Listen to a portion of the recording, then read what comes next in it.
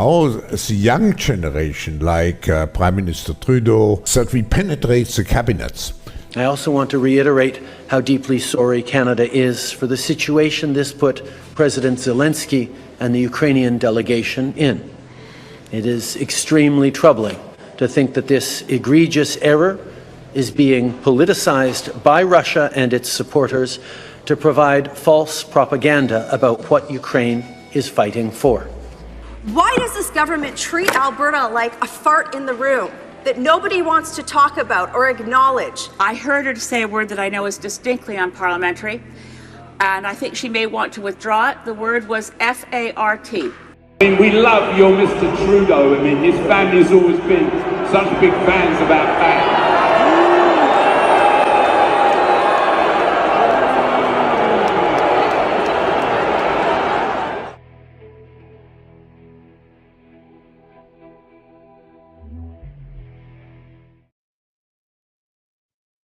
Hey everybody.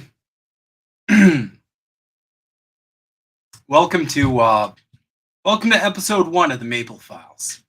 I'm Snow Himbo. This is the homie Yeti Jesus. And so this is episode 1 of a ongoing series we're going to be doing where we cover all things Canadian.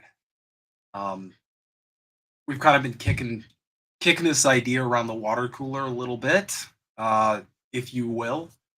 And yeah, for this episode, we'll cover some Canadian news, but we're also gonna kind of get into kind of like how Canadian politics works, because everybody knows how American politics works. It's because everybody's invested in it, because they're like people say, the 400-pound gorilla stomping all over the world.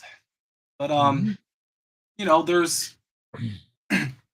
there's a lot to get into with Canadian politics also. It is different, but also similar to American politics in a lot of ways. I personally still feel like we also suffer from the same kind of lesser evil voting, two-party system, because we also do first past the post voting. So there's no ranked choice. There's no actual democratic sort of way of doing it. And the process itself kind of traps you in this perpetual cycle of, much like there in America. It's always, we got to vote for the Liberals, even though I'm not really happy with them because we don't want the big bad Conservatives to get in. And then vice versa. They're going, we got to vote the Conservatives in so we don't get the Liberals on board. Difference is we kind of have a third party. The reason why I say kind of is they're kind of in a coalition with the Liberals, which is just fucking awkward shit. And they never really get power. We have other parties kind of similar, but we're going to provide a bit of a crash course and some educational material just so people kind of understand, the gist of it. Intro to how things, unlike the States, so means we're in this weird LARP with Britain and Australia. That's all I can. I mean, like monarchies in 2024. It's a weird LARP. I don't know how else to quantify it. It is. It's just a throwback to the old systems that we refuse to get away from because people think they have to be in place. Yeah, it's like, so like, for example, an interesting thing. Hey Angel, what's going on? Hi CBC voter. Hey Indy. And a hi-lo. Hey everybody, thanks for coming in. So one interesting thing. If the Queen wanted to, she could come over here and basically... Oh shit, is my internet shitting? Oh man. Okay. Well, that's all right though. I don't know how to fix that. Well, what we have is, it's almost like a democratic monarchy. The Queen has to sign off. Well, not the Queen, sorry. The Governor General has to sign off on any laws that we pass, as they are the kind of like a royal assent.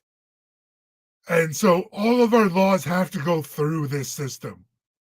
So we can vote and get things passed through our parliamentary house, and then the queen's bitch could essentially just be like, meh, we're not signing it. And that Yep. they would be within their legal right to do that. It's an absolute farce that I don't think people realize we have here. Yeah, it's it's kind of weird in that sense. Anyway, we're gonna start with a little educational video on how Canadian elections work. We got a couple educational videos actually, and a really cool thread on like if you're in Canada, some things you can do to get better informed about the people you might be voting for, who are eventually going to determine, how everything works, I guess. So, without further ado, switch over here. Canadian elections. Do kids even care? Here's what you told CBC Kids News. As voters of the future, we should know lots about the electoral system. I would one day like to be the Prime Minister, or at least an important change-making leader. I want to know how Canada functions, so I can make sure that Canada is a country that is inclusive and good to the environment. So, how do elections work? Here's what you need to know. In Canada, we usually have elections at least every 4 years. Our country is divided up into 338 electoral districts called ridings. Candidates, or people, representing different parties run in each riding, hoping to get the most votes. The winners represent the people in their ridings at the House of Commons in Ottawa. They're called Members of Parliament, MPs for short. The party that wins the most ridings across Canada forms our federal government. The leader of the winning party becomes the Prime Minister. But here's where it gets a little bit complicated. Stay with me. The party that wins the most ridings, known as seats in the House of Commons, forms our federal government. If they win more than half the seats, they form a majority. If they win less than half the seats, but still more than any other party, they form a minority government. That's a win for those other parties, because they can work together and block a minority government from passing laws they don't agree with. So, what does it matter if you can't vote anyway? Well, here's the thing. It's the politicians in the House of Commons who decide the rules for our country. Laws that can affect you and me. Like how old you need to be to vote, when Canada goes to war, and how much money we're going to spend on climate change. Although you may not be able to vote, there are still ways for you, yes you, to be involved with the Canadian electoral system. The MP in your riding acts as a messenger between you and Parliament. For example, you can always send letters to your MP. It's their duty to communicate issues that are important to Canadians to the House of Commons. Then, when an election happens, you can decide if they did a good job or a not so good job at representing you in Parliament. Alright, so we just covered when elections are held, who gets elected, and how you can get involved. Want to know more? Check out our other election videos to learn about the major political parties in Canada and how to vote. For CBC Kids News, I'm Isabel DeRoy Olson.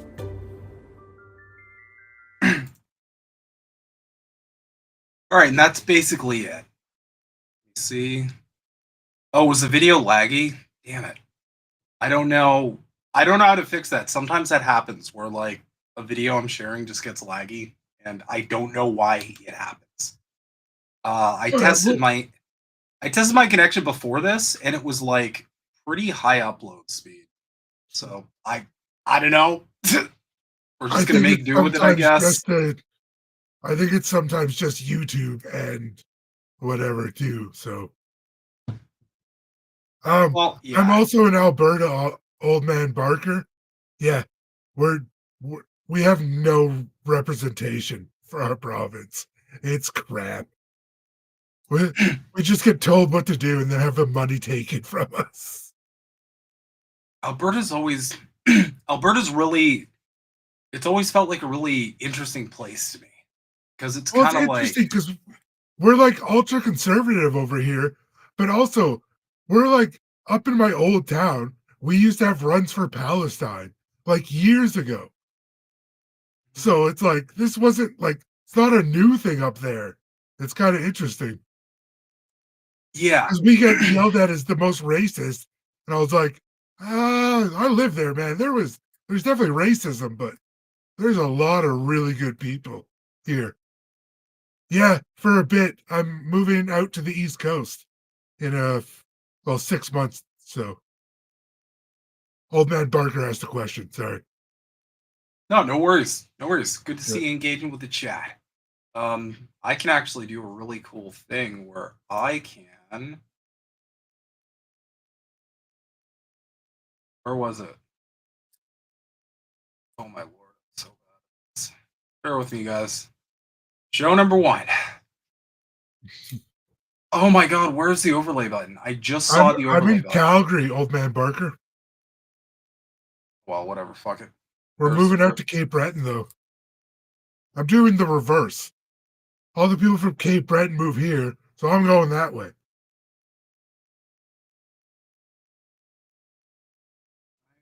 Nice. Yeah, so it Alberta is always an interesting place to me because it seems like the most Americanized province, which is probably because of the oil. Because it's got a ton of oil. You got the Alberta tar sands, for example. And I feel like maybe that kind of rubs off why it's a little more conservative. Every time I visit there, it's really interesting because the cities, like Calgary specifically, seems very Americanized. Yeah. Which is Well, it's like not so much. Calgary is a lot more white collar, whereas the rest of the province is very much blue collar workers. And they tend to lean towards conservatism because they're like, okay, the government's crap. We can see that. We don't want to pay more taxes into this system. It's not necessarily they don't want the government to exist. It's just, oh, we see our money being wasted. We could waste our own money just as good as the government. yeah. Well, I mean, that kind of feels like Ontario too. I'm here in Ontario, nicknamed Onterrible. Quite aptly, we're best known for having a crackhead as a mayor for our largest city there in Toronto. Now we have a premier who's his older brother who's just boring. He's like Rob Ford, but without the fun. Doug Ford. Exactly. Same dog shit politics. Just I'm slowly trying to privatize absolutely everything and remove any like social or remove all socialized means from Canada. That's, in my opinion, that's the long-term goal of conservatives and I'll say liberals as well. Yeah. Their long-term You're goal completely is right. to, like, they want. I will give you guys this much. There is definitely a massive America fetish with a lot of our politicians. A lot of our politicians, they would like nothing more than to have Canada just be America Junior and remove any sort of distinction between the two. Have this giant privatized nightmare. And spoiler alert, we're already kind of just a bunch of corporations in a trench coat. Exactly. Not to mention, like our introduction video kind of hinted at, our governments are also infiltrated with the moneyed interests, if you will. But that's well, and they always funnel like a lot of our taxes into these like construction companies, but a lot of those construction companies are just owned. They're kind of like an umbrella company. They'll just they'll get the money, but then they'll go and like contract out the workers. So a lot of times it's not actually the business that, or it's not the people doing the work or even the business doing the work. It's some umbrella company that just takes the money and then it filters it out to the workers. It's the trickle down economics theory. Yeah, that's worked so well for us all this time. Oh yeah. Don't worry, guys, it's gonna trickle down one day. It's just a very slow. It's a very slow. After a couple hundred years, it'll finally trickle down, and you'll be able to buy a nice bunker. Yeah. Even though it'll be too Like late. they referred to it as trickle down. They knew what they were selling. And people are just like, yes, I love trickle down of water. That would be amazing. Yeah. It's yeah. And I mean, speaking to the concerns we have up here, same bag, right? Buying a house, virtually impossible. We're at the point where you kind of have to win the lottery if you can ever hope to buy a house. I mean, buy a house outright, not like even down payment. It's like you're saving for a while. But oh yeah, and the prices go up, and then like your mortgage will be set for like 5 years if you want, but then it could magically go up. And it's just like, oh, the interest rates change. I still have the same house though. Why am I now paying more for the same thing? Yeah, you should get like an extra room every time it goes up. In my comrade utopia, when I seize power, that's what I'm gonna do. If your interest goes up, you get an extra room in your house. It has to have a big portrait of me in it though, where you go off to Google. I'm just kidding. I had to throw some Red Scare propaganda in there. But yeah, so it's the same problems really. We have unaffordable housing, cost of living goes up, and wages don't. The last 3 jobs I worked at, it was the same thing. I basically had to claw everybody I know too up here. They have to claw and scratch and beg and plead for like 50 cents more an hour. Yep. Like a grand extra added onto your salary every year. They're not gonna budge. And something interesting that happened in our company recently was we had one of those like discussion sessions where, it was like, let's listen to the workers, let's hear their grievances. Pretty much every single person brought up salary and pay, and that shit got shut down immediately. Let's talk about culture. Let's talk about do you feel that it's inclusive enough? And it's like, okay, just do the pizza party thing. Why don't we do that? Why don't we just skip to the pizza party? We know you're going to do the pizza party. Yeah. My most inclusive thing is getting paid properly. That's what I would like to see. Yeah, I would like to be included in being able to afford a house. That would be very inclusive. Can you include the salary? That will allow me to buy groceries without having a panic attack. When you're up at the counter, the ringing counter, and they start ringing it, and you're just watching the fucking number go up, and it's like nonstop anxiety. That's my least favorite thing about grocery shop. They ring it up, you're like 40, 50, 60, 80, 90, 100, 110, 120. Oh my god, I'm just buying food for the week. What the fuck? And all that's gone up too. Bread and cheese.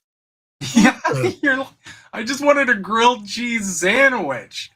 Yeah, it's $900.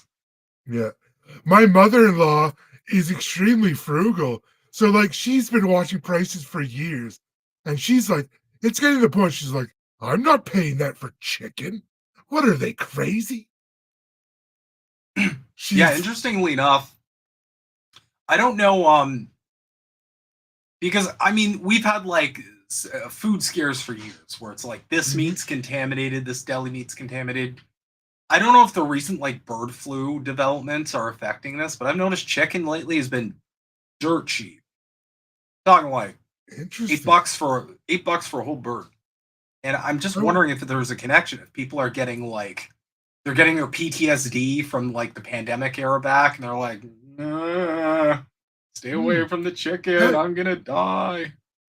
That's entirely possible too, because I think there was like an E. coli not too long before the pandemic. Like there was a lettuce E. coli. I remember that. Yeah, so like there was that one for a while, and it might have affected a few other produce. I think they technically said it was like the stuff coming out of Mexico, but I'm pretty sure that's just a fear monger against Mexico. Like, oh, the Mexicans are coming. What? I love Mexicans. They're the greatest people ever. Bring more. That's another thing too. That's another thing too. We got the same fucking propaganda. Yeah. The economy can never be the fault of the big thing. Shut up. Fucking motorcycle guy. I showed him. It can never be the fault of our politicians or the corporations that they essentially work for, much like yourselves in the States. It can never be their fault. It's always got to be some outside factor. So if there's a problem with our food source, it couldn't possibly be anybody in charge.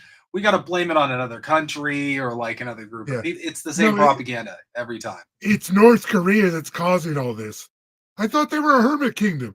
Yeah, but they're also causing the world problems too, somehow. Just don't be a communist. And did you guys know communism's contagious? There's an outbreak. Yeah, it's contagious because people are like, oh, hey, that makes sense. I explained to one of my friends what socialism, like the basic aspect, like how the people control the means of production in socialism. And they're like, that makes a lot of sense. And I was like, yeah, I know. That's why they don't want you to know about it. That's why they misinform. That's why they misinform the population. That's why there's so much money and time put into the propaganda. They don't want you to think there's any better options. It's a brilliant scam. Yeah, they don't want you thinking there's any other options than just I need to wage slave for just enough to survive in a system where if you don't wage slave for just enough to survive, you just have no money and you starve and you fucking die. That's it. Yep. And welcome to life. Yeah, it's a perpetual like prison planet, as Miss Yeti refers to it. Prison planet. Oh, that brings me back to like the 2010 InfoWars days. I always said Prison Planet back in the day. You know what's funny? I watched InfoWars like way back in the day, before like he even got famous. And I kind of like a lot of his stuff. I was like, all right, yeah. I was like, oh, listen. But it was when he would start going like really right-wing conspiracy. I was like, no, you're losing me, man. You're losing me. But it's still, I feel like some of the things he said, I was like, that man was right on some stuff. I'll give him credit where it's due, but he was wrong on a lot of shit too, though. My my tinfoil thought about Alex Jones is I've always felt like he's like controlled opposition. So he kind of, it's like predictive programming. He kind of prepares you. Because if you see some of the things he predicted, it's like, wow, he was right. But then if you think more about it, you're like, how was he right about that? How is it possible for anybody to be right about that? The more you think about it, the more you're like, this is less, oh my God, this guy's Nostradamus, and more like, where did this motherfucker get this information? Oh no, he doesn't claim to be like psychic or any of that stuff. He bases all his stuff on like old like news stuff, old like parliamentary papers and stuff. Like he's read a lot of crap. He's just a nutcase as well. He's not like totally stupid, but I think he's also a bit of controlled opposition too. I think at one point he might have been, and then he got spooked into being a little more in line. Yeah. I mean, it just like, I remember this period of time. It was during like the Obama years or whatever. I just remember everybody and their dog just started watching him. Because after 9/11 and all that, he became like super popular because he's the only one offering an alternative explanation as to the confusion of us all being like, what do you mean? What do you mean weapons of mass destruction? Yeah. So, well, he was my one of my first intros into him was his Bohemian Grove stuff. Yep. The That's owl how I shit. discovered him. Oh. And then I started back watching other stuff. And I was like, interesting. Yeah, the Because the Bohemian Grove Bohemian videos. Grove is a continuation of what I believe is the Khazarian Mafia. I believe they have some connections. And it's because of the owl, the big wooden owl that they believe in, was where That's I drew the connection. That's Malak, isn't Malak, it? yeah. Yeah, Yes, Malak. yes. Yeah. Yeah, guys, go look up that god. Very interesting god. The best god nobody's ever had. Okay, anyway. He's the biggest owl. He's huge. Huge. There's never been a bigger owl. Say what you want, though. We don't have any politicians even remotely as entertaining as American politicians. It's just, oh my god, no. you guys know how to pick your characters. America's like a TV show. It's fantastic to watch from afar, and then you realize it's reality. You're like, oh no. I think that's why Rob Ford. I think that.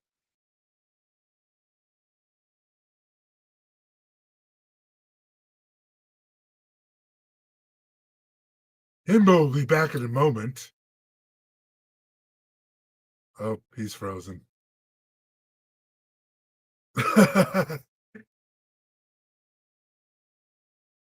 Oh, that's not a bad.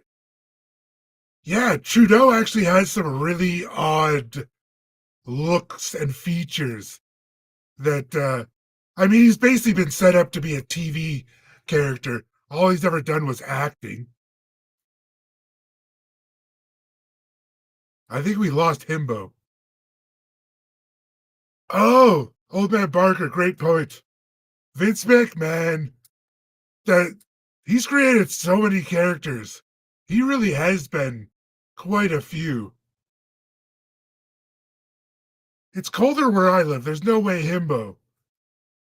But also, so back to the actual politics of Canada, one of the things we do see a lot of is we're starting to see more and more of mimicking American style politics, where it's more of a show than anything. Even if you start watching like the House of Commons, it's an absolute joke to watch these people. It's like watching kids argue back and forth. So it's become like you can't take any of this stuff seriously. Anything you see anymore is like you're like this.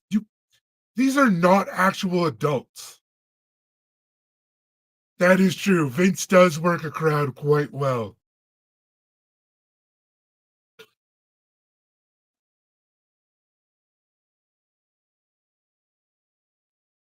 All right, I'm going to bring up some topics. I used to have. Where did Himbo go?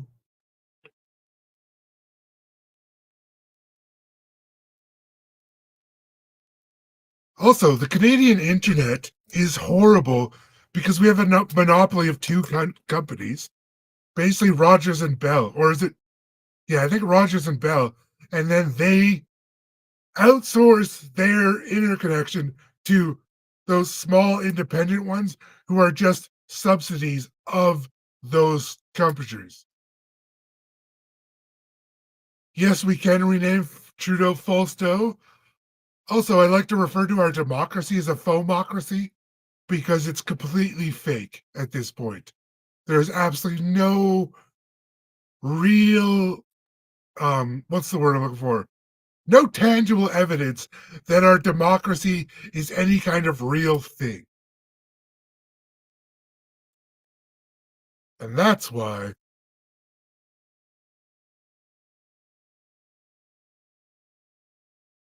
Himbo will be right back, I'm sure.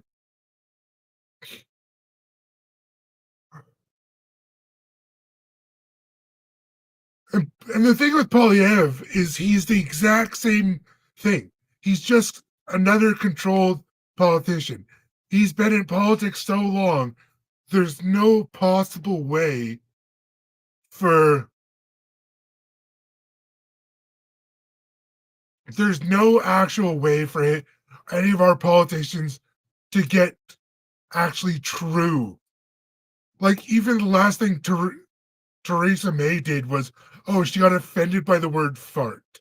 That's, who cares? I got people dying in hospitals. I don't care about the word fart. Like, that's the least of our concerns.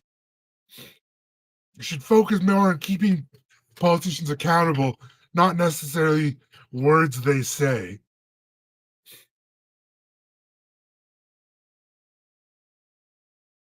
Exactly. Yeah. Career politicians. I used to say as a joke that if we slap a patch on the back of them, we could just call them a bike gang, and there's no different. So, same thing with all the gangs in the States, the mafia. All the mafia in the States all basically got intertwined with the government through the CIA during the drug expansion era. They needed a way to expand drugs, figured the mafia was the easiest way. Yeah, I don't like any of our politicians. So I've yet to meet one that I trust. Almost any in Western politics. So anyways, I'm gonna find my phone. Oh, there we go. Oh yeah, yeah.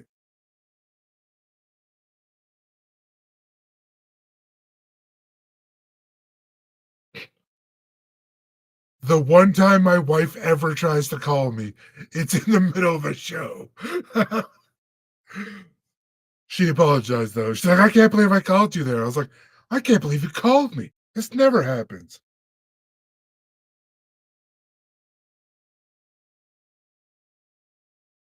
I'm just gonna bring up the show notes so that I can get back to where we're supposed to be.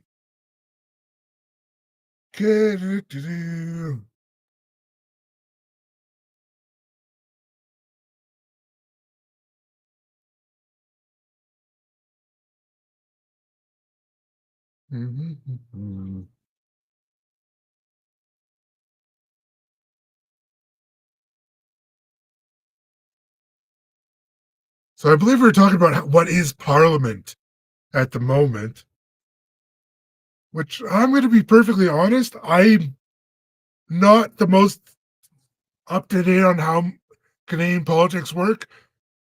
Like, I understand like the system and stuff, but I don't know the nitty gritty of like political reform, which I have to get much more educated on because in order to help people, we need to understand more of what we're talking about.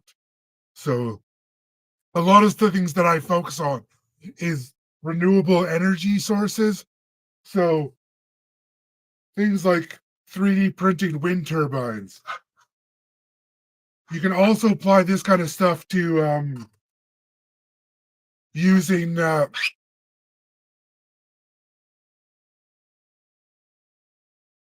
sorry.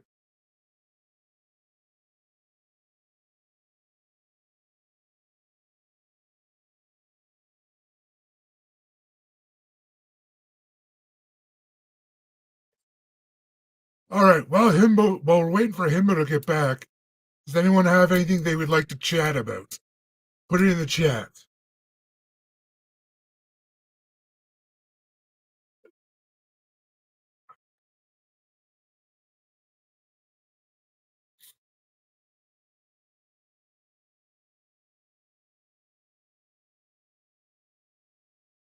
Actually, yeah, Nilo, agreed.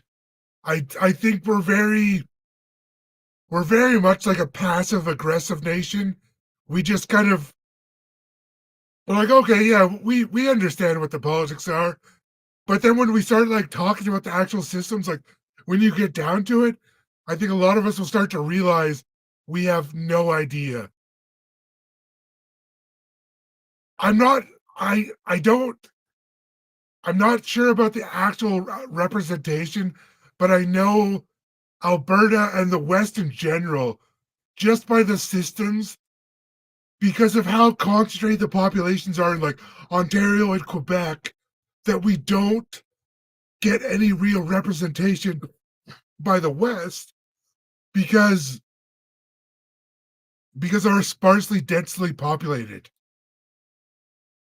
And then when we actually do need changes, like if you look at like the transfer fees, like Alberta sends to the West or to the East, it isn't a great system because like a lot of Albertans, we don't get any of the like in Quebec they have cheap daycare. Was it even like a lot of their medical stuff is a lot more covered than Alberta is. So, and I don't know if it's necessarily if it's because the money's going out there or if it's just our politicians in Alberta are so much more corrupt that they finance it to their buddies and their systems into the capitalist system, and then it's like, oh well, we're creating jobs, but you're creating more and more rich people. Yeah. So I want to get more interested in the politics of the East Coast when we get out there, because I feel with how small the population is, the area we're moving, I can do a lot more direct conversation with our politicians. Like I think the island we're moving to is 4,000 people, so I'm pretty sure I could find the politician and show up at his house. Like, I have some questions, sir, or ma'am, whoever it is, I haven't looked. But that's one of the things you can do actually in a direct democracy is you need to start contacting our representatives. Make sure they know we're not happy. I don't mean like threaten them or any of that kind of stuff. Just be very firm and direct that the reasons you're not happy. Make sure they know what is happening.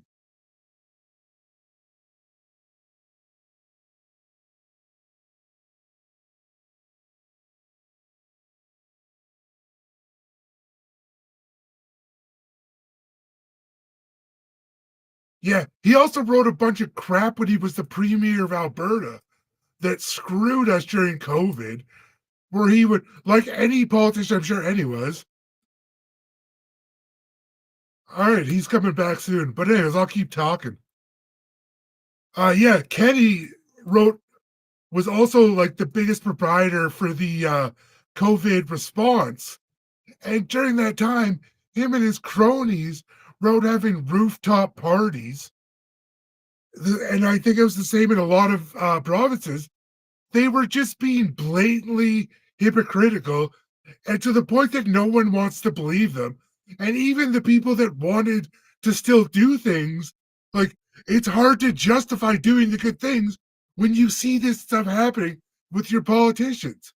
There's no reason like anything, you should lead by example. If you're telling people they have to do something, I own my own business. I had a small little delivery company. I would never ask people to do anything I wouldn't do myself. Sure, I may have had to ask them to do it on days that I couldn't do things, but there's nothing I would ever ask them to do it. And also, one of my systems was whenever my workers needed money, I would loan them the money and they would just pay me back when they could. Like, it made more sense than being like, trying to go to a bank for like a $200 loan for like a couple weeks so they could get food for their adults. And I was paying them 15 an hour. It's not like I wasn't paying them good money, but the price of living just got so out of control. And you know, a lot of us weren't great with handling money, so me included. So I kind of just did whatever I could. But a lot of times, and that's where so sorry, I've lost trot. Let's get back to focus. Yeah, and yes, old man Barker. This happens incredibly much. Politicians will rally against opposition policies or any of that kind of stuff, But once they get in, they either like it, or if they were proponents of it before they got in, they hate it now. And a great example is, I know we're talking about Canadian politics, but I'm going to use the American politics for the start. Before Biden and Kamala got into politics, they were talking about how they would not touch a Trump vaccine, as if Trump was in the actual like labs doing work with his little hands. This is the greatest vaccine. It'll be huge. Like, it's the same scientists that were, yeah. And I was a bartender. Sorry, that's a great point, Nilo. I'll try to go back. Sorry, I'll get back to that one as soon as I finish with Kamala and Biden. They would refuse to take the Trump vaccine. They're like, oh, we'll never take this vaccine.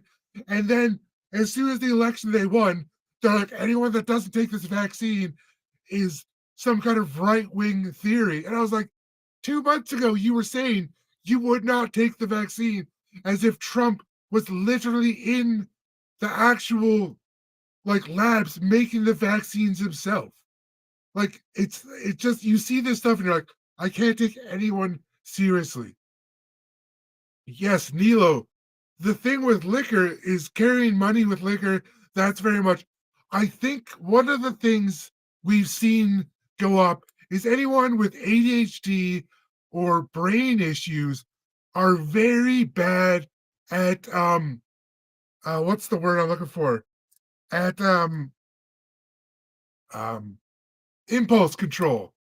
So, like, you know, when you go to the store and there's like all these things at the front counter, they're referred to as impulse buys, because they're just quick things that you want to buy really quick, but they're also the things that are marked up the most.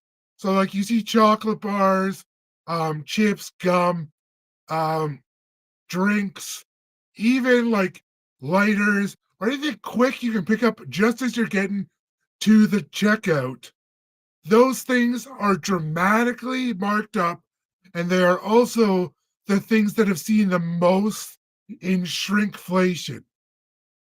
If you look back at like a Snickers bar,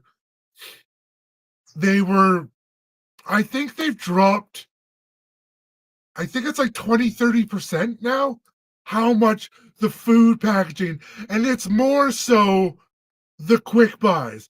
Like, the pack of a chicken hasn't shrunk because we actually buy it based on the price of chicken. So the price of the chicken has gone up, but the actual chicken size, they can't really change because it's a chicken. But if you look at like the 2-liter orange juices, they're now 1.89 liters. The packaging still looks exactly the same, but you now have a smaller package that no one will notice till one day you're like, wait a minute, wasn't that 2 liters? Because most people, you won't notice for a long time.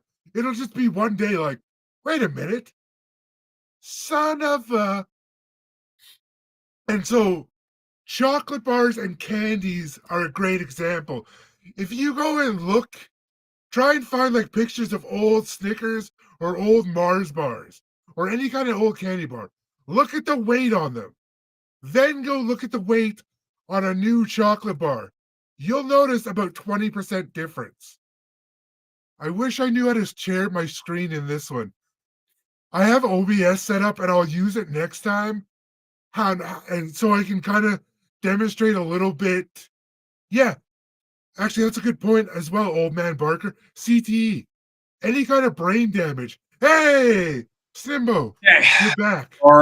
Sorry, everybody. Oh, we were talking about shrinkflation while you were gone. Oh yeah, fuck. Anyway, I was explaining about how. What? Go ahead. I just I want to address the elephant in the room. Obviously, I had a bunch of connection issues. This week I'm gonna figure that out. Because I've had some on and off connection issues, like intermittently. This week I'm gonna figure out a solution to that. Because yeah, obviously I got a buddy who works for Shaw up in the north. I'll contact him. He's my guru for tech.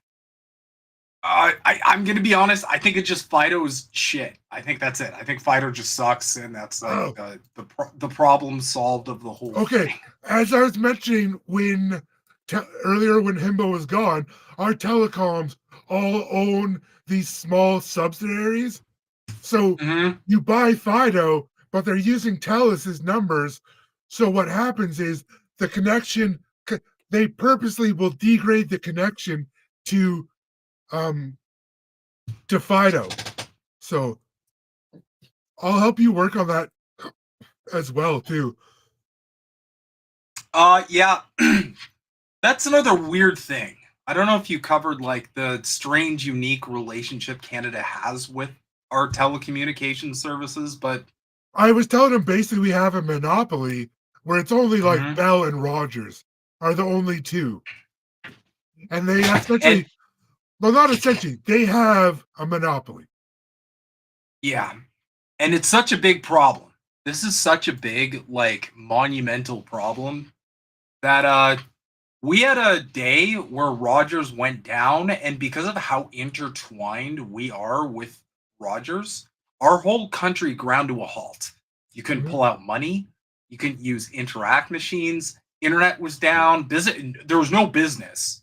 There was like nobody was doing business. Everybody was home from work. They were just sitting there tapping their feet, calling their telecoms, going, "What's up?"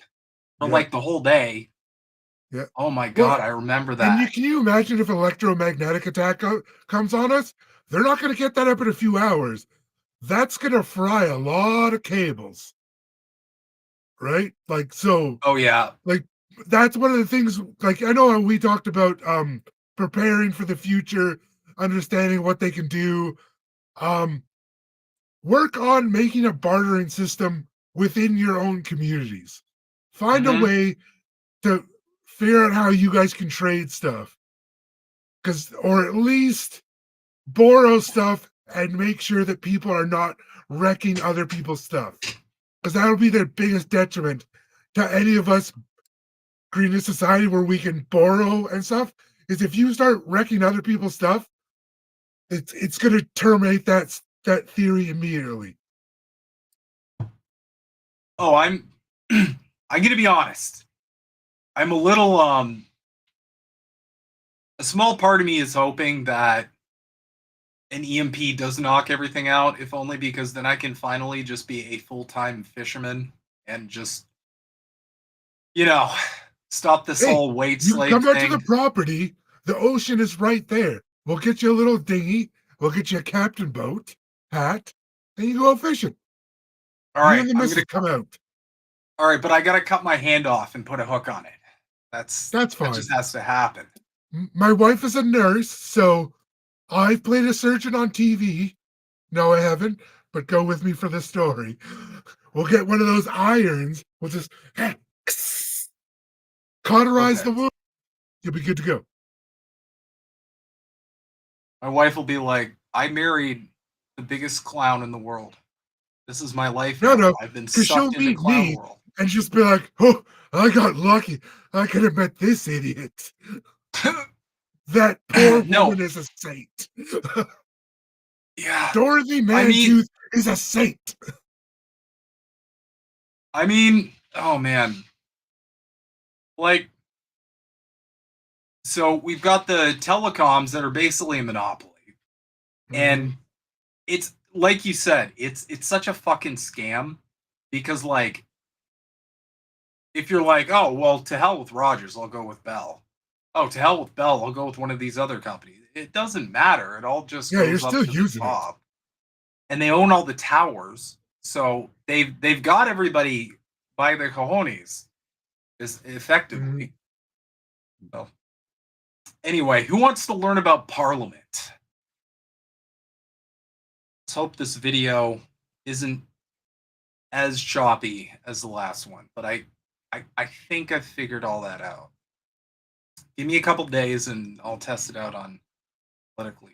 It might be easier to run the videos from my feed too, so we could always do that later on. Okay.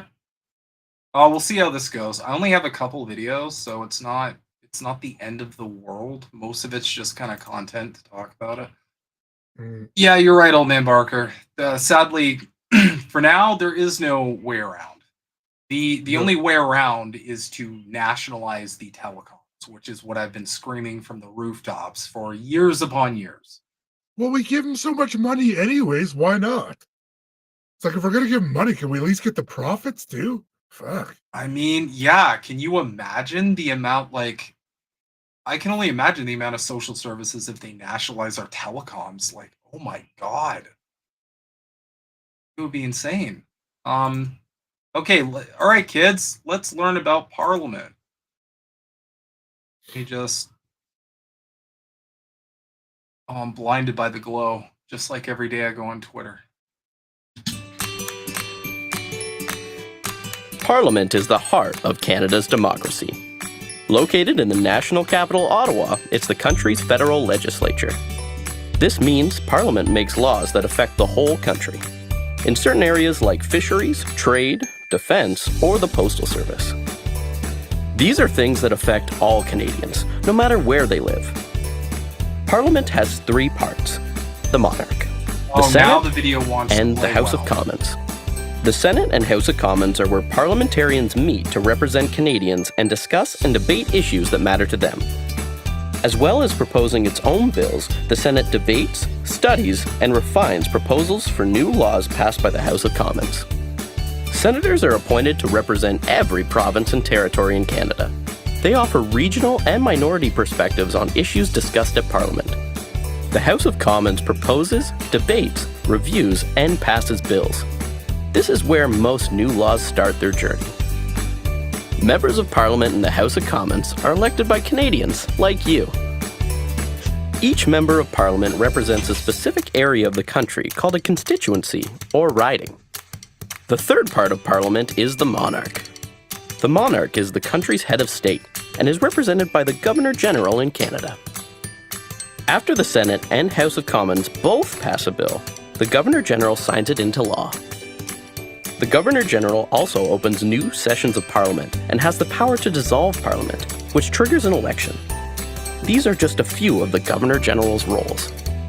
Together, the three parts of Parliament create new laws and tackle issues that impact the lives of all Canadians.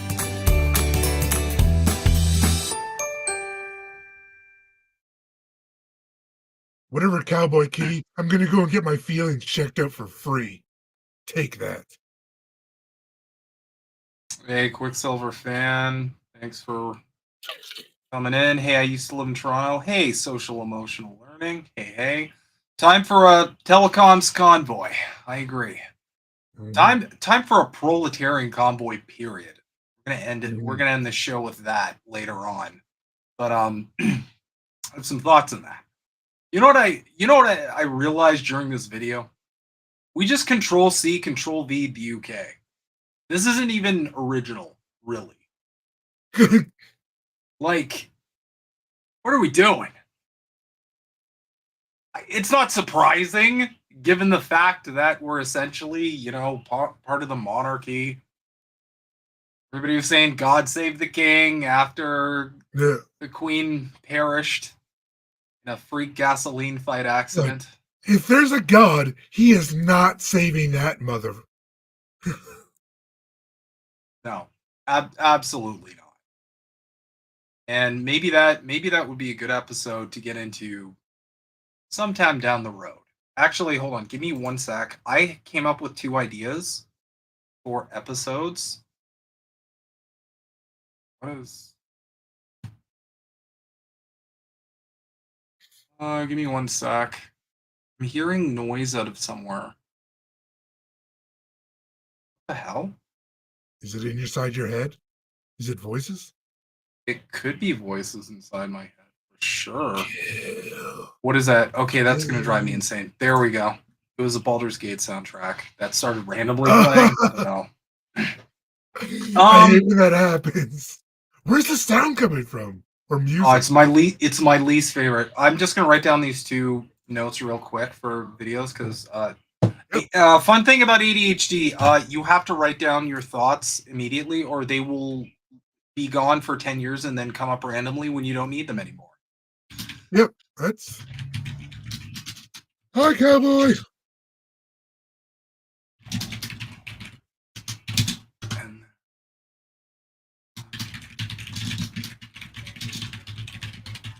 Okay. All right. What's next?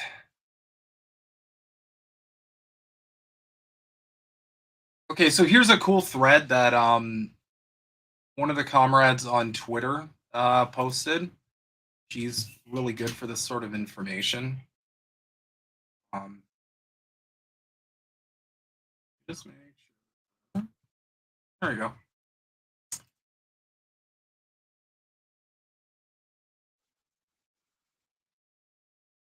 Okay, so if you're Canadian, follow the Lefty Canadian Radical. She's really super informative and really tuned into politics. But how to get more politically informed in Canada tutorial thread. Did you know you can learn what our MPs are really up to without bias and spin? Well, it's true. Take advantage of a great resource. Here's how. So step 1, look up the website for our parliament. It's ourcommons.ca. See, goes right there. Step 2, from the homepage, click on the title called Members. Step 3, under the tab Members, click on Members of Parliament. Step 4, very begin much the same, typing. Quicksilver.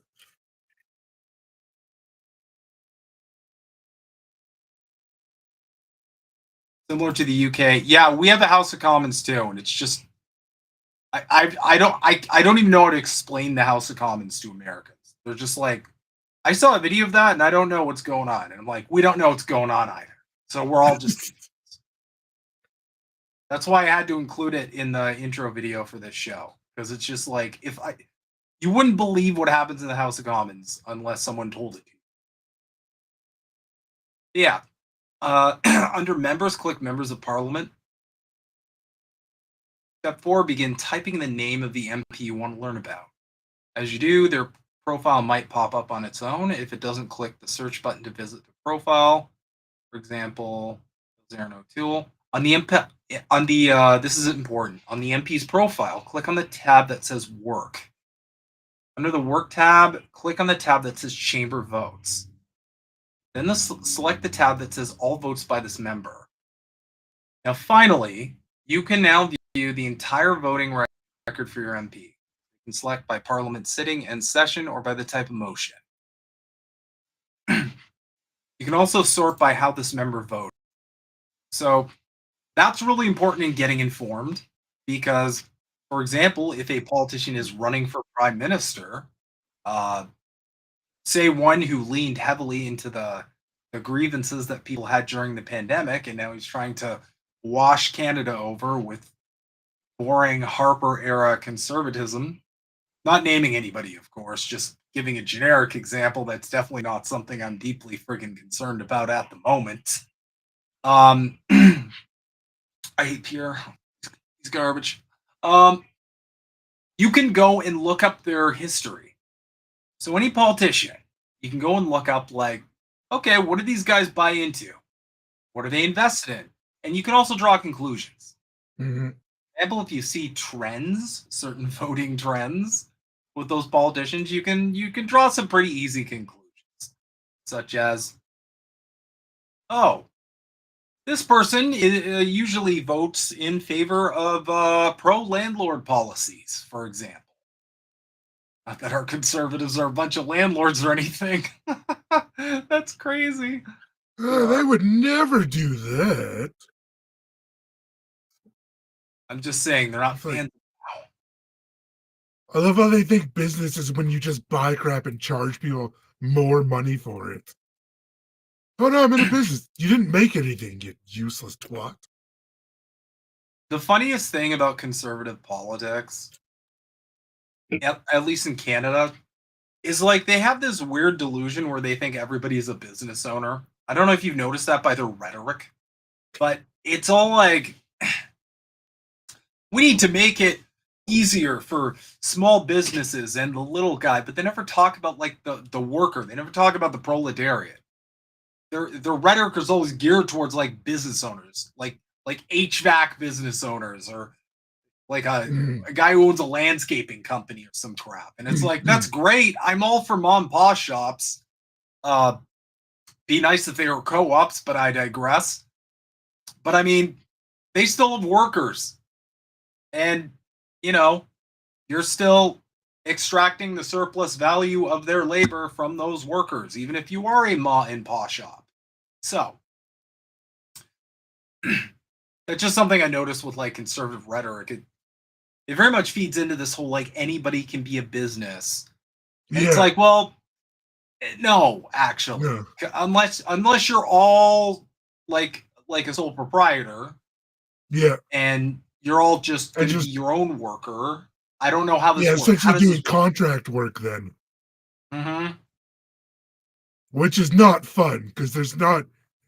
It's you want stability too. Yeah. I mean, yeah, like the gig economy, it's pretty much Not blown great. up, unfortunately.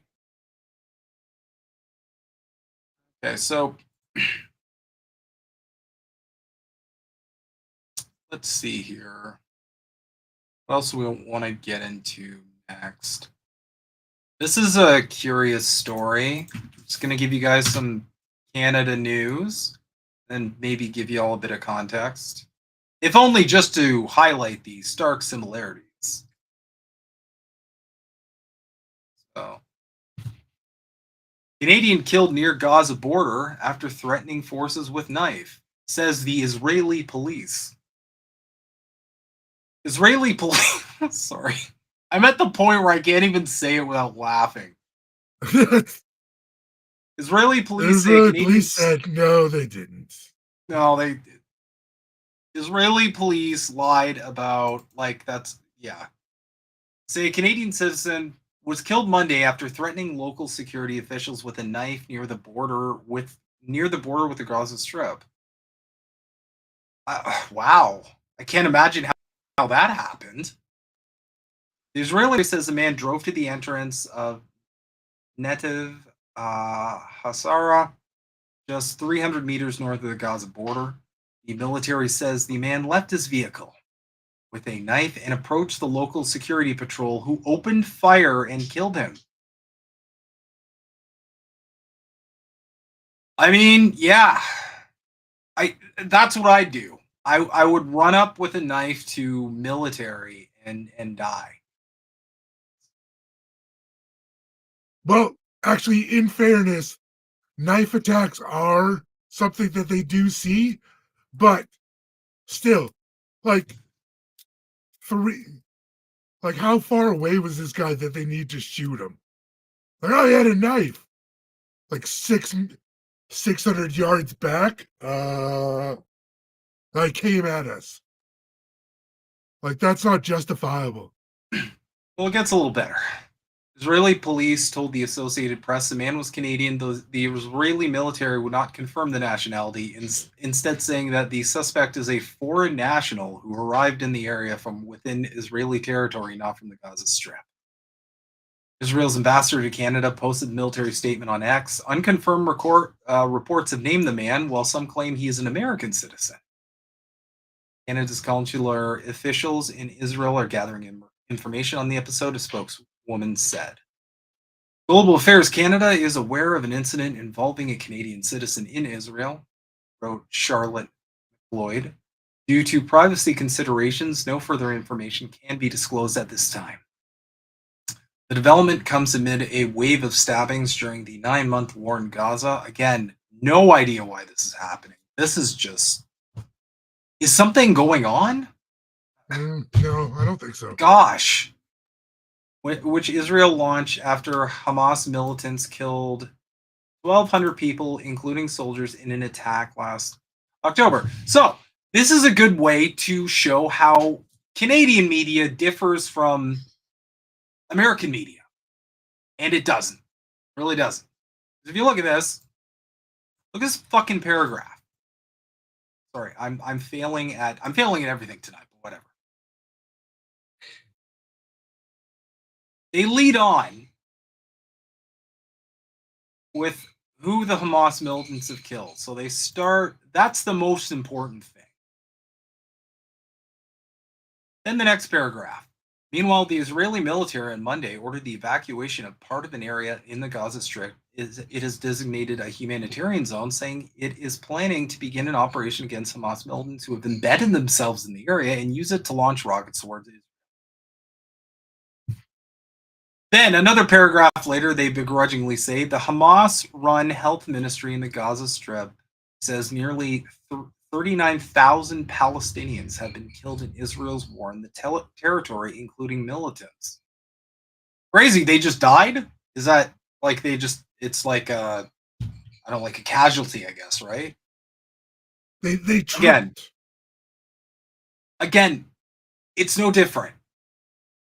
Actually, the one area where it is different is some of our media is actually state funded, which is why a lot of us see like very specific ideological spins with our media. But then again, in the States, it's all corporate funded. Mm-hmm. So, I mean, realistically, these are all basically the same working together bodies. Mm-hmm. We'll get into more later about the merging of corporations and state and what that means for your Western country. Fascism, it means. Yeah. Mm-hmm. Canada for months has called for a ceasefire and more humanitarian aid to reach the territory where buildings have been damaged and where the United Nations say no place is safe for the 2.2 million Palestinians living. Which is interesting, because if you're calling for a ceasefire, you wouldn't be, like supporting one side over the other, right? You wouldn't be doing that because that would be completely hypocritical. That'd be crazy. You definitely wouldn't be lending like direct support to this conflict for one side, especially if like the casualties aren't even close. Yeah. That's just a good example of like it's the same framing from our media. It's the framing of like, we're going to present the important casualties first, then we're going to provide like a cope, like a cope paragraph, then we're going to begrudgingly get in with very dishonest framing, mind you, the actual death toll of the Palestinian people, because they can't just compare those two side by side in the same paragraph. Because immediately people will be like, oh my Wait, God, what are they doing? Yeah. Because you're like, 1,200, 39,000. Well, this is one-sided.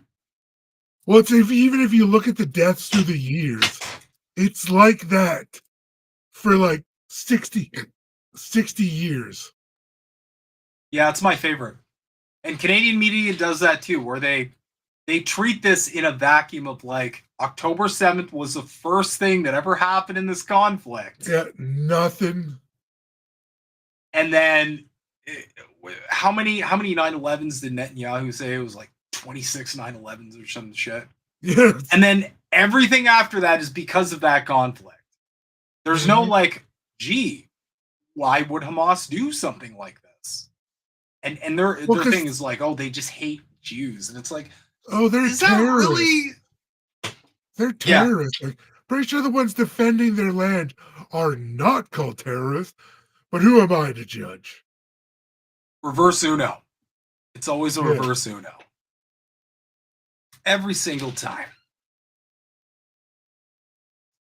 But I digress. Let's move swiftly along. So I wanted to get your thoughts on this video. I saw this spicy hot take on Canada's housing crisis, and it's an interesting perspective. I don't know this video earlier, so it is interesting. Yeah, I don't know this guy's ideological bend. Just kind of interesting. But I'd like to discuss it just because there definitely is, like, one of the biggest issues in Canada is the housing crisis, and the Conservatives say we just got to build more houses, which is, of course, they're going to say that. That's a very pro-landlord sort of messaging. And the NDP is like, well, maybe we should have more public housing, which is an incredibly safe thing to do when you have no real power. Let's be. It's. I'll give a comparison to the Americans out there. The NDP is like the Squad for America. AOC, Bernie, the Squad. They're kind of in the same boat where they can say a lot of stuff, but when push comes to shove, they're aligning with the liberals. Same thing with, the Squad, with Bernie, with AOC. It's all these kind of LARPer types, right? So let's we're gonna check out this video and then see where we get.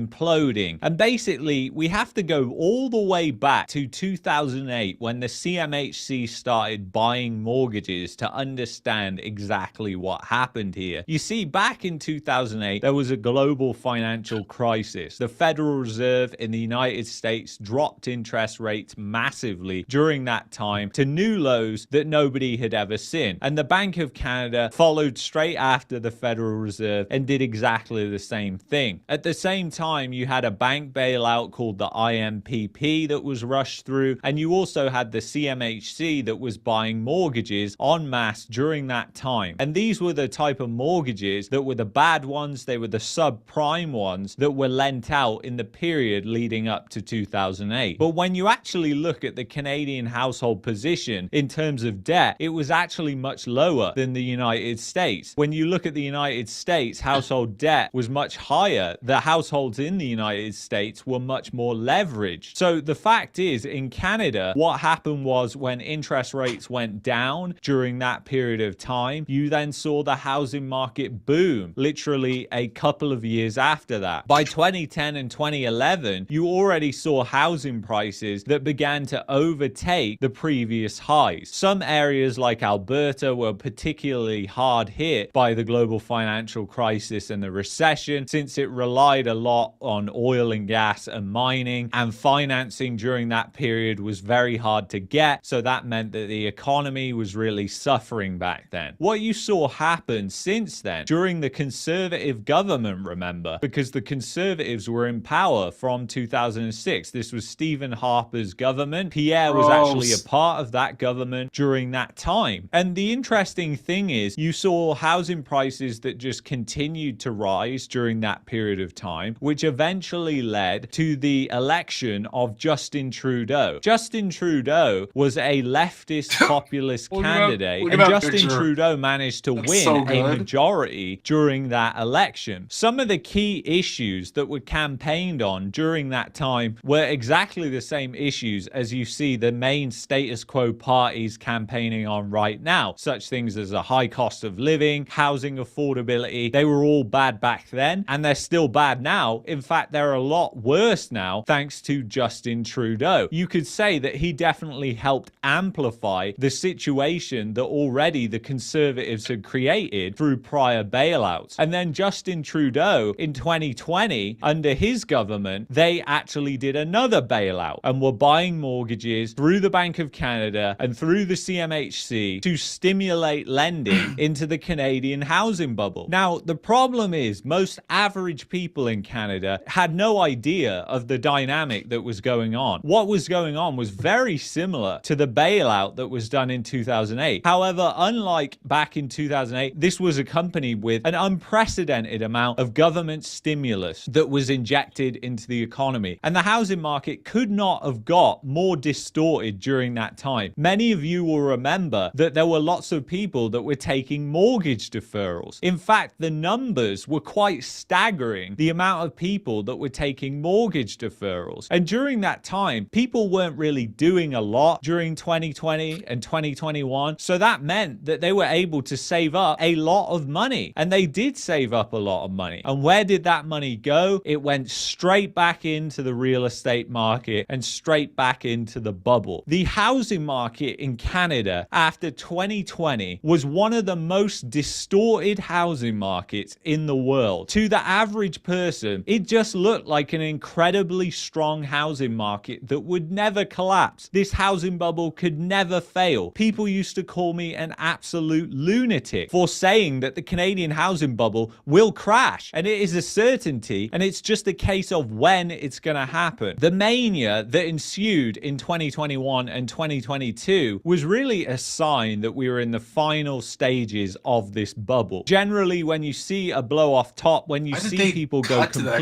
insane over a certain market, that means you are at the top of that market. And I remember hearing so many people during that time who said real estate will never go down in price. This is it. If you don't get in now, you're never going to get in. The fact is, nobody could afford to get into the market back then. But the way the banks work in Canada is they prioritize the people who have assets against those who don't. I mean, at the end of the day, that sounds kind of logical because the banks have the assets of that person, then say, okay, well, if you default on the loan, we're going to take your assets. But that only works to a certain point. It only works if values are ever increasing. And of course, the Canadian banks were quite vocal that housing prices were just going to go up and up and up and up. Now, I'm willing to bet that high-level executives at the banks knew that the housing market was going to crash at some point, and they just continued on with this because, as they know from the past, such as with the Conservatives and with the Liberals, they are guaranteed pretty much to get a bailout because the government, after all, is insuring a lot of these mortgages. So what this created was insane moral hazard, which went into the lending industry, which meant that there was massive, rampant amounts of mortgage fraud, people changing documents. I've heard from people in the lending space who worked in compliance within the banking system who've told me that they were targeted with certain amounts of mortgages that they would have to and need to get approved. I've heard from people who said that they've had colleagues fired for questioning and putting red flags on different mortgages that have come through. So the fact is, this went right up to the top in the banking system, and people knew what was going on. They just didn't care because the amount of money that was going into the real estate industry and the banking industry was absolutely massive. But it was all at the cost of the average person. And who is going to bear the brunt of the responsibility of what's going to happen now this bubble is imploding and values are reversing and the Canadian banks have hundreds of billions of dollars of mortgages that are effectively in default on their books? They're in shadow default. You see, because nobody could afford a home during that period of time, during the mania, people opted towards these fixed payment variable rate loans, and they sound as stupid as the name. Basically, these loans had a fixed payment, but the rate, the interest rate on the loan was variable, meaning that if your interest rate went up, that would essentially mean the amount of your payment that was allocated towards interest would go up. And not only that, that sometimes meant that the payment would actually exceed the amount of interest that you need to pay, and that would go into a negatively amortizing mortgage. These are similar products to the products that were around during the global financial crisis. And the amount of fraud that was going on has been completely understated. I mean, I have spoke to so many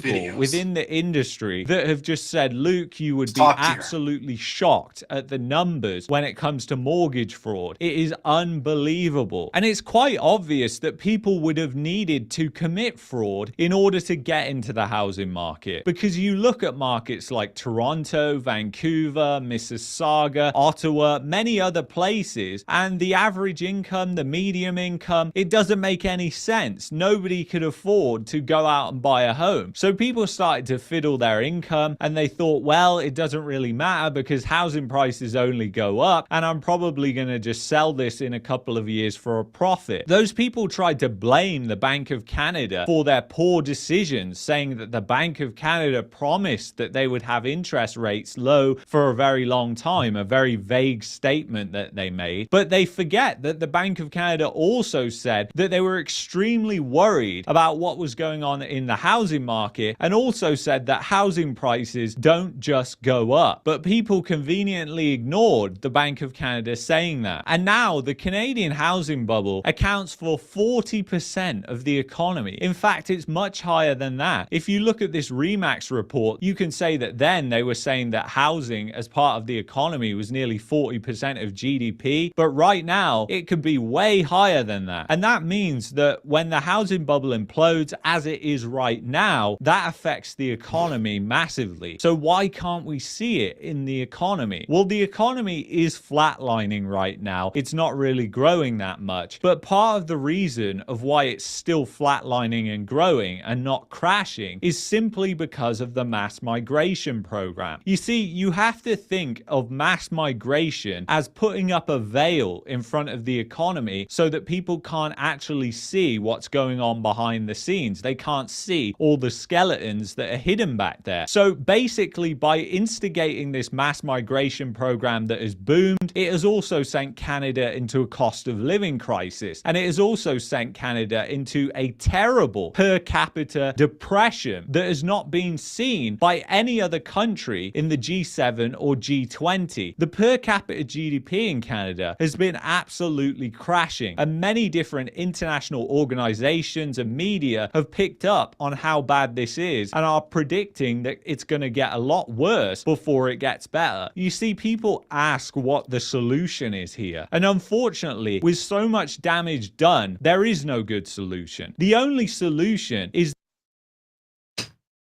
there is a solution, but this guy ain't gonna like it. No, he's not. that you try and educate people and get them up to speed on how the government influenced this housing bubble, how the government effectively crashed the economy behind the scenes. It's not gonna last. It's gonna pop, and soon. I just like to say, is that not the ultimate nightmare blunt rotation? Yep. God damn. Imagine being stuck with those two motherfuckers in a room together. Ugh. And made it more reliant on real estate. And then ask yourself, do any of the political parties, the status quo political parties like the Conservatives, the Liberals and the NDP, are they going to do anything drastically different to change this? And look at history. See, have they done it in the past? Why are they going to do it now? And you will find out that unfortunately, it doesn't look like it's going to happen. You see, I remember this guy in China did something drastically about it, but again, you're not going to like it.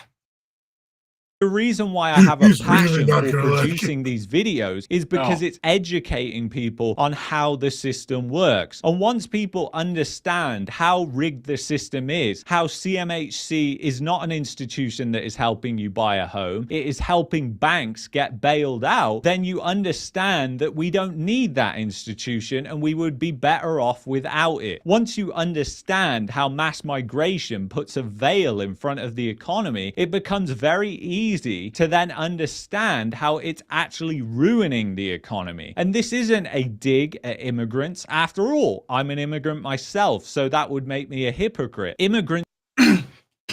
Okay. I just caught on to what he's actually trying to do here. You guys probably caught on to it too, because you're smart. Again, our politics aren't that dissimilar. If you look, he's going, because of the immigrants coming in and, it's the immigrants that are causing the problem, not the internal contradictions of the economic system we live in. But yeah.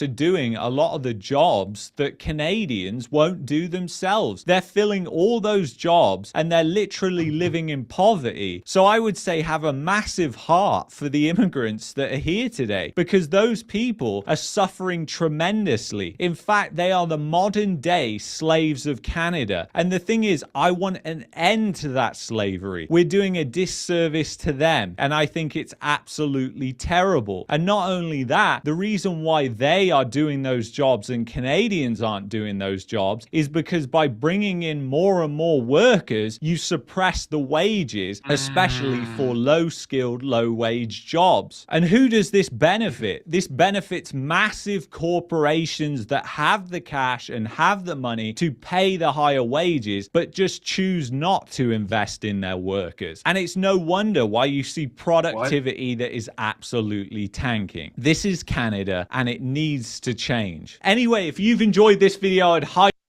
Okay, dipshit, that's enough. So, that was one take, I suppose, on the housing crisis.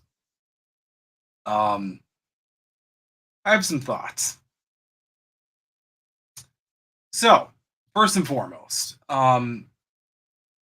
probably saw some standard conservative tropes there, but he touched on a lot of truth too. So it is true that our government does bail out these banks, these huge ass corporations. But I mean, America, is that so dissimilar from what y'all have going on down there? That's what happens when the correct conclusion to this is to understand who your politicians really work for. They don't work for the workers. They don't work for the people actually keeping the world turning. Never a bailout for you or me. It's always a bailout for massive corporations. I think that guy's probably like a capitalist. He's probably a landlord of some kind, some variant of landlord. But he's got, he's pointing out some uncomfortable truths, but where these guys really get you is they start angling towards the conclusions. And every conservative is going to blame the same thing. They're going to go, the government's the problem. They don't ever want to look past that. They never want to push past the why is the government the problem? Yeah. Is it just government? No, it's just the government. There's definitely no rich capitalist behind them paying them off for that. No. Exactly. Yeah, there is some truth there. But he also left out some other stuff because he probably doesn't have the analysis to kind of tackle this. Number one, this wouldn't be as much of a problem as it is if the working class had the purchasing power to be able to keep up with this. That's also why the cost of living is tanking. And if you're referring to that and comparing it against other G7 countries, same thing. What's so, yeah, Pacific. You got to ask yourself, well, what are these other G7 countries doing? For referring to the any other G7 country than America, at least they all have better social programs. For all its faults, the NHS absolutely windmill dunks on our healthcare system. It's not even close. Like, oh my god. And I'm sure a lot of Brits have their valid criticisms of that system too. But the less safety net you have to deal with the internal contradictions of capitalism, the worse your country is going to be. That said, what were your takeaways, Yeti? What did you think of that weird man in his stock photos? I know, with the immigrants, they do bring them in to keep the wages low. He's not wrong about that part. But still, at the end of the day, is the problem is we're letting these corporations do that, and it turns into a slavery type system because a lot of them will bring them over, but if they don't fulfill their contract, they ship them back home. So it's like, if you do anything wrong, you could be fired and get shipped back home. So he has a point about that, but he's not looking at it in the proper way. He's not still blaming it on the corporations and the capitalists. He's still trying to say it's somehow the immigrants' fault, which it's not. No. It's wholly on. It's a design system specifically to get people angry at immigrants. Not just that either. I mean, in a way, it almost feels like what corporations are trying to do. They've already gamed out the system. This is just a bit of a Marxian analysis for it. They've already gamed the system where it's like, oh, we can just pay people in other countries like $1 an hour. They'll do the labor and we'll make way more profit. We don't want to pay nearly as much. But the problem there, you're not getting that purchasing power. You're not getting that purchasing power back. That's going to another country. You're not getting that. So in a way, the problem with doing that is you are exacerbating the internal contradictions. And I've said this before, but the biggest contradiction of the capitalist system is that you have a group of people where in the system you're incentivized to pay them as little as possible. The problem is you also rely on that same pool of people to purchase goods and services. That's the biggest contradiction in the whole system. That's why we've gone from no debt to tons of debt, and everything is a payment plan now, and nobody can buy a house, so they're renting because nobody has any purchasing power anymore. Because we've let this get so out of control that everybody's just barely getting by. So the value of the dollar is just collapsed in purchasing power comparatively. Yeah. And that's just how it's naturally going to go. Because again, under the system, there's incentivization for that to happen. So he can blame the government for enabling corporations all he likes. But at the end of the day, when the government's kind of in bed with these same corporations, and they practically work for them up here in Canada too, you're going to have this kind of collusion, this merger of corporations and state, as who quoted fascism. Sorry, I got a cough there. Yeah, some Benito guy. This Benito guy talked about that merging of corporations and state. But it's okay, guys. We live under free, laissez-faire capitalism. Don't worry, democracy. Democracy. Or according to the MAGA crowd, Canada's a checks notes communist country. That's always according to the capitalists. Yeah, everything.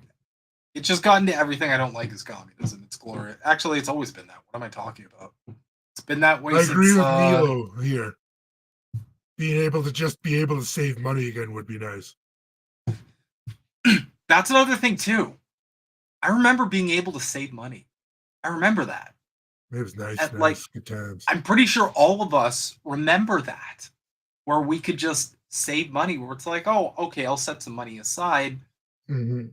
Everybody I know has gotten to the point where they're barely making it to the end of the month, or they're not making it to the end. Yeah. Everyone's now living paycheck to paycheck. Well, the vast majority, not everyone. And it's this stressful situation because it's like, oh, then all of a sudden it's like if you lose your job, it's not, okay, I got a little bit of time. I have some savings. It's like you got to find a job now and you'll take the shittiest job you can. And that's what I had to do that. I literally had to do that. I got laid off. One of my past companies did that thing where it's like, we're going to axe a bunch of North Americans because we don't want to pay a living wage. We're going to hire a bunch of people overseas because it's like, $1 or $3 an hour versus like $25 or $30 an hour. And, I took whatever I could. So for a year, I took some, whatever customer service job where I was just kind of on the phones and whatever. And, it kind of sucked. It was also, yeah. And it was just to provide for my family because it's like, I don't have the luxury of time of looking for something better.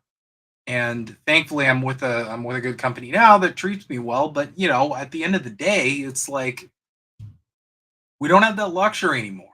And that's, and it's kind of a trap that I feel a lot of Canadians are stuck in, where it's like, you don't hold any cards at all. Because if your employee just lets you go, then you're in a real battle for survival. You don't have any cards. And so we'll get to the rest of the news, but I think that's a good segue into thinking. I personally think the only way out of this is a general strike. And here's my theory, and let me know what you think of it. I was riffing this back and forth with my Twitter buddy. I don't think we even need a general strike. I think we need just the threat of one. I think that's enough. I think all we need is the government, corporations to realize that we have enough solidarity. If we want, we can shut this shit down. Because everybody can say whatever they want about the trucker convoy up in Canada, up here. People can say whatever they want. I'm not,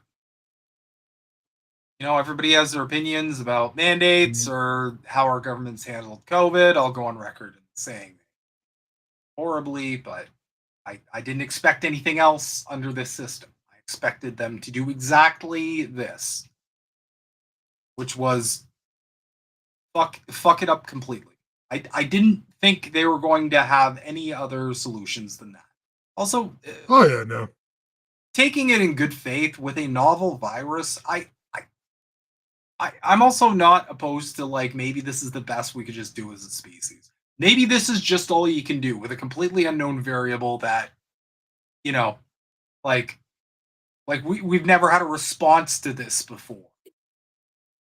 And our government's barely handled just normal stuff as it is. Like the CRA still can't keep track of basic documents that I send them. I'm expecting them to handle a deadly pandemic. What are we doing here? Can't even send an email. I called the CRA to try and get my account fixed because I still can't get online. And one of the dudes that I talked to was like, "Yeah, I don't know. I guess it doesn't work." I'm like, "What?" They're like, "Yeah, I can't figure it out." And I'm like, "So that's it? I just can't log in?" No, you're no longer a Canadian. Yeah. So your trade papers will be in the mail. Pretty much. My theory is that all we need is a threat of a general strike. All we need to do, and this will obviously take a lot of organizing, I think a lot of reaching out to different unions across the country. But again, you can say what you want about the trucker convoy, but they went out, they disrupted Capitol, and those mandates went away very quick. Yep. And they knew it. They knew it because all the media outlets were talking about them going away, and they were all in parentheses. It's not because of the truckers. And it's what that communicated to me was the fact that you had to make a point of saying that the government isn't getting rid of the mandates because of the truckers. The fact you had to make a point of saying that means you don't want people thinking, hey, direct action works. Yep. That's what I think that was. Because I think you're probably 100% correct on that one. Because, I mean, you didn't need to say that. You could have just said the mandates are going away. Could have just... The fact you felt obligated to put that in there was deliberate. And that's because it worked. You filthy liars. Yep. They went out and they disrupted Capitol. And at the end of the day, they achieved their objective. Mandates went away. And I feel like that on a higher level is what I think we need most, not only in Canada, but in the States as well. And I feel like, what do you think about this? I feel like, because a general strike is big and it sounds terrifying, right? It sounds like, oh my God, okay, we need mutual aid, we need supplies, we're gonna need to save money, and that's scary because nobody can save money. All I think we need is then to see that we're capable of doing it. Even 2 days. And the trucker convoy, mind you, that was just Ottawa, that was just blocking one major trade route. Imagine the whole country shutting down. I think after 24 hours, they'd be on their knees begging. Oh, yeah. They wouldn't have any idea what to do. Because their whole... everything they do is all based on their control. And if they suddenly lose control, they're not going to be happy. Not to mention, like those profits, people in boardrooms across the country would be losing their minds. Mm-hmm. So I think all you would need is a demonstration, a little taste, if you will. Obviously, this will take a lot of, getting your communities together, getting people together online, getting like, if someone were to set up like a central hub, everybody could Mm-hmm. just kind of get solidarity. It also means talking to people who aren't ideologically identical. Sorry, everybody. Mm-hmm. That's just Yeah. every single successful working class movement that's ever happened. The one thing they all had in common is they didn't do this weird purity testing crap. It was just like, how do you feel about guns? How do you feel about LGBTQ? No, Yeah. they're like, hey, you're a worker. I'm a worker. We have a common interest, our material conditions. Let's get some stuff done. That was it. That was all. Mm-hmm. So all you would really need to do, I feel, and I'm kind of joking, but kind of not at this. Like, if you have a couple days off at work banked, this might just be it. But like, what if everybody just took the same took the same? Everybody's taking the time off now. Everybody went on like a week vacation at the same time, use their paid vacation days. So like, it didn't even hurt anybody really. They had like just a week off. I'm just like, but like, you. But the organization of it, the organization, the ruling class seeing that the workers are in such solidarity that they're able to just shut the faucet off completely. Mm-hmm. I feel like that would be enough because all they need is that threat of like, oh God, they could just shut everything down. Yeah, because all they need to know is that we figured out that we're in control. Because once that happens, they're screwed. Yeah. And then, of course, like, I'm not saying we don't need to be ready to fall through. But that's something we're going to talk about more on this show, too. And how to become more sustainable. Mm-hmm. My wife and I just set up a garden. Nice. We got yeah. And the second I was done, my my Mastiff sat in the garden. So that was good, too. What type of Mastiff? He's a mix. He's kind of like a Massador. So Mastiff, nice. Got some lab, probably got some bully in him too. But yeah, he's about he's a big boy. But yeah, the second I was done, he just went and just planted his ass right in the garden. I'm like, that's exactly what I thought you were gonna do. You're just like, Dad worked all day on this, and now I'm going to sit on it. Well, because a dog's probably like, oh, Dad did this for me. But I digress. So we're working on the garden stuff. Got some good soil. We've got some herbs like we got peppermint, and then we got a lot of lettuce because my wife loves lettuce. I love lettuce too. Mm-hmm. Beets, eggplant. That's a me thing. I love eggplant. I don't know. Really, I hate eggplant. A lot of people do. I like grilling it. That's my thing. I don't like it just normally because it's just weird. But if you grill it and get some butter and some garlic on there, it can be really good. Nice. So we got that. We got radishes. Radishes are they're pretty close to like a superfood. We got cucumber. So we got a good mix of everything in there. But that's kind of a step you can take and a step everybody can take to become like more sustainable and less reliant on the system.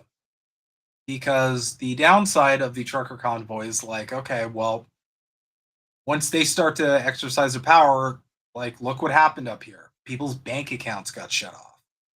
People were arrested. They brought out the jackboots. So at the end of the day, you also have to be able to sustain an actual general strike. And that's something that's something we need to be ready for as well. Because at the end of the day, what if like the threat isn't enough? My instinct tells me it is. My gut tells me it is, because at the end of the day, just the way corporations think, just the way capitalists think in general, that looming threat, that unpredictability, instilling enough uncertainty, that's going to cause a lot of ripples. That's going to give us a lot of bargaining power. But at the end of the day, us all being in such solidarity and connected enough that we become almost like a federation of unions. Yep. A bunch of people who are so well connected that it's like, okay, if you guys don't get your act together, we're going to shut this down. We're going to shut this down. We're going to shut this down. We're going to shut this down. Oh, sort of kind of like a united socialist series of republics. Look, I'm just trying to get everybody on board with a revolution, okay? Like, don't give the game away. That's always where we are going. Also, we're going to general strike now. JK, we are, it is, I am loading Lenin.exe. But I think for the working class to get a real shot at having real power, and that's what we lack. They hold all the cards, we hold none. A shot at the working class getting real power, I think, is us at least taking steps for them to see that we have power. Because again, stuff like the trucker convoy, I mean, it was far different from other protests or other movements, because a lot of other movements, people just stood there, they marched, and I'm all here for protests and marching and demonstrations. I love that stuff. I never want it to go away. Yeah. But I feel like the people in power kind of just sit there and wait for it to stop. Yeah, And they'll know they'll get bored eventually. Yeah. And with the trucker convoy, they didn't have that option.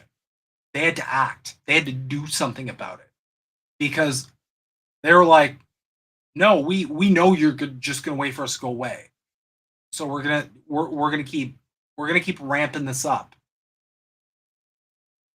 Like I said before, regardless of what people think, that's a good model. That's a very good model. You go out and you disrupt capital. Yep. And that's how you might be able to bring about change. But time to shake the chains. Exactly.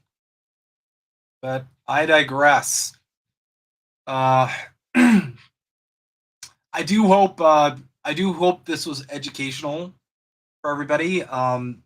You know, we're going to be getting more into it in later episodes, kind of, you know, breaking down. I'm gonna write that down too.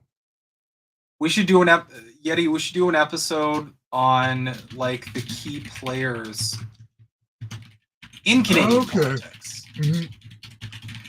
Even some of the families. Yep, that too. You know, just key players in Canadian politics across the board, not just the figurehead politicians, but you know,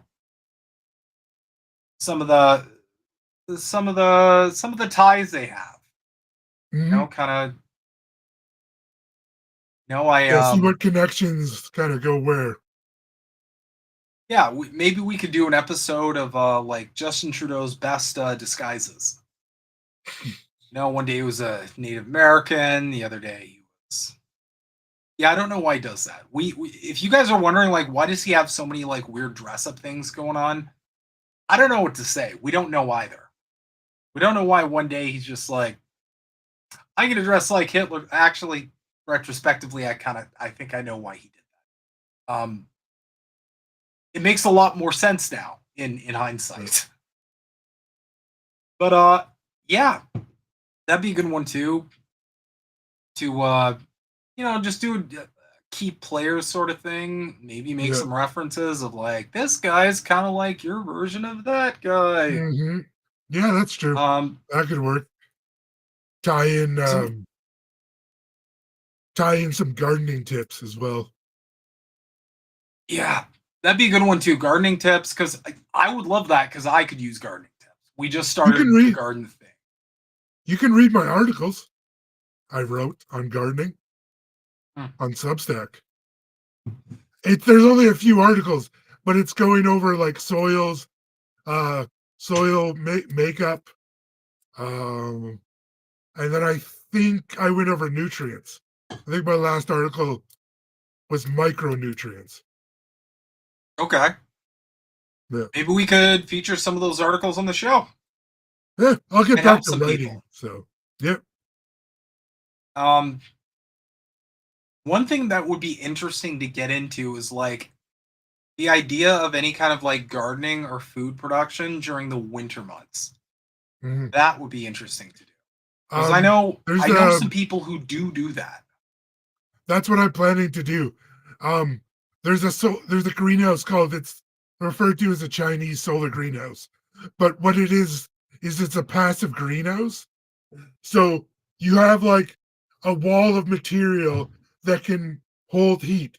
So you can do it with like water, sand, a couple of different things. And what it does is it holds a thermal mass during the sun, and then during the night you have a like a thermal tarp that comes down that holds the heat in. So all the heat during the winter keeps your greenhouse heated through the night, and then when the sun comes up, the tarp goes over and then it heats again, and all that thermal mass is held again till the next night. That's cool. That's I really actually cool. I've been drawing one up actually. This Nice. is like those big 1,000-liter white water tanks. Mhm. So it's going to be 3x5. So it'll be 15 of these. Then at the top here, oops, sorry, it's coming out. All good. I do that all the time. Focus. There we go. There you go. And then, so the bottom will just be your ground. This is going to be a bee box because we're going to be raising bees as well. And so it's going to have an inside and outside. So during the summer, it will be able to pollinate everything inside. That's pretty sweet. Yeah. And it's all going to be solar powered too, as well. Oh, that's great. That's another one I got to get on. One of those like started off just by like saving some like, energy on saving some money on your power bill. But yeah, Yep. I mean, we live in an age of technology where, just making the right investments in this sort of stuff can really Yeah. like Using we it have a the proper solar way. Yeah, we got like a little solar powered like power generator as it is. So like that's kind of cool. We never had that growing up. Whereas, if the power goes out, we still have like a source of power at least. Yep. But That's a really good idea too. Preparing yourself to just be less reliant on these structures that we're kind of slaves to, because the Yep. reality is like A, they can fail, which sucks, but B, you know, the government can always take it away. Mm-hmm. Or you could, you know, I don't know, something could happen that puts you in peril. Yep. And at that point, the more prepared you are, the better you're going to be. Mm-hmm. That's why I'm so heavily like pushing for 3D printing and stuff. Like, Mm-hmm. because this is going to turn into a wind turbine that will generate power. So it is. It's just as you rotate, but it connects to each point, so you can go up, and then these have connector points here. So eventually, these will be screwed onto each other, and then I have pieces to make a motor mount and some little gears. So we have gears here that'll just go in to turn it. It's a herringbone gear, I believe, is the name. But then you've got parts for the internal metal screw you're gonna need to Mm-hmm. like to stack them. I know how to speak English, I swear. And then you would just put a, actually conveniently, you can use a stepper motor that I have extras from a 3D printer to hold it in, and then that's going to be what generates power for you. But my plan is to build a bigger system eventually. Nice. It's just to test them right now. Well, I think that's super important. Because I mean, worst case scenario, you know, finally one of these Western countries just, you know, fires the wrong missile. Yeah. And Russia's like, all right, sorry guys, we've been really patient, but yeah, we're done. And then it's fallout, and we all got to learn. We all got to be prepared for whether or not we're gonna live in fallout. So this is all helpful. And at the end of the day, there's no loss because there's always benefits. If you've got a garden, that's food you're saving on. That's money you're saving on your food bill. If you've got extra sources of energy, that's what you're saving on your power bill. So you're just doing things to reduce the cost of living and reduce your reliance on these systems. Yep. It's very important. So I'm personally super excited for that part. Yeah. Well, it's the only way to take back freedom. For all those freedom conservatives, you want to be free? Start growing your own food. Start figuring out how to do your own power system. I know they hate solar and wind technology, but you're going to need it. So might as well learn it. I mean, unless you build a nuclear plant, make it meltdown proof. Not like anybody does that though. Nope. Or like, I don't know, unless you're gonna drill for oil, like you might as well take the steps you want to take in order to make yourself more sustainable. Yep. Because, you know, and it's a good feeling too.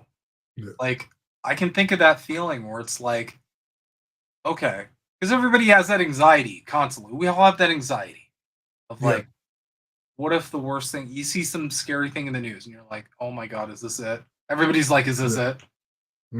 Oh, an EMP is going to have, oh God, here it comes. You know, having that like soothing effect of like, oh, we'll all be okay. We've got some precautions. That's better than just being like, oh, well, I hope my government's going to come and bail me out. I wonder if I just put tinfoil around my computer. Will it help? EMP attacked? Computer still works. Ha I think that's where the tinfoil hack came from. I think you're right, actually, now that I'm thinking about it. I think it was to prevent, I think the original one was like, it was to prevent like aliens from like, but I remember it would block waves. Yeah, it would block waves, and that's why they wore it. And that's kind of where it all came from. But I mean, with everything in this life, though, I imagine if you actually looked up the science behind that, there's probably something behind it that's actually credible. Oh yeah, there always is. Well, even that 5G like the G5 or 5G waves and stuff, there is some science behind the theory. Like, it's not just some guy was like, no, radio waves are bad. I told you. There is some theory. All right, y'all. Well, we're coming on time at 2 hours here. Thank you guys for being super understanding while my internet took a dump. I will definitely be working on that, and that will absolutely be sorted out, at least for Politically Homeless on Thursday. It's got a bunch of people I gotta yell at. But no, I'm 90% sure I know how to fix this, so we'll be good. That's good. Yeti, were there any closing thoughts you'd like to have? The floor is yours, my friend. I just want to thank everyone for joining us, and the interactions in the chat was nice, especially while Himbo was gone. So we had some more topics to discuss. I had a great time. I look forward to doing the next one. So, Yep, we'll have